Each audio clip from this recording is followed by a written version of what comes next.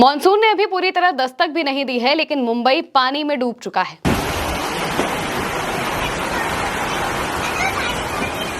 Marine drive से लेकर अंधेरी और बसई से लेकर बोरीवली तक सड़कों पर जल सैलाब है।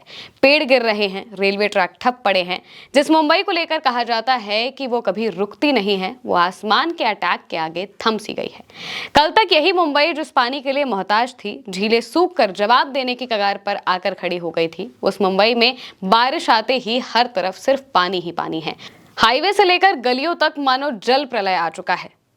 वैसे मुंबई का ये नजारा कोई नया नहीं है। हर साल बारिश आती है, हर साल वही तस्वीरें दिखाई देती हैं।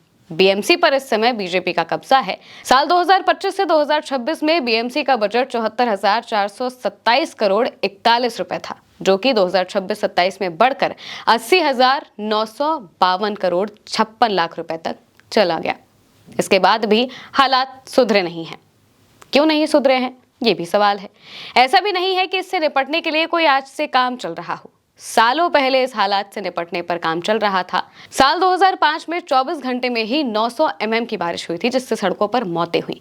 तब से मुंबई को बाढ़ से बचाने के लिए storm water drainage system, pumping station, flood warning system, desilting पर काम किया जा रहा है। प्लान हर साल बनते बदलते हैं, लेकिन बारिश के मौसम वाली मुंबई की तस्वीर आज तक नहीं बदली है। आखिर ऐसा क्या है कि देश का सबसे अमीर नगर निगम कहा जाने वाला बीएमसी इस हालात के आगे हर साल सरेंडर नजर आता है?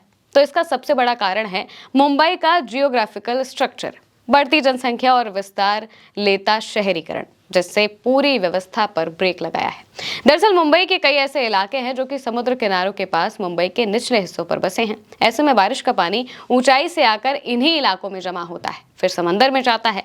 लेकिन बारिश के मौसम में समंदर में भी हाई टाइड होता है, जिसकी वजह से ड्रेनेज सिस्टम पानी को समंदर तक नहीं भेज पाता। इस वजह से पानी वापस इन्हीं इलाकों में भरता है, जिसकी वजह से रिहायशी इलाके और सड़कें डूब जाती हैं।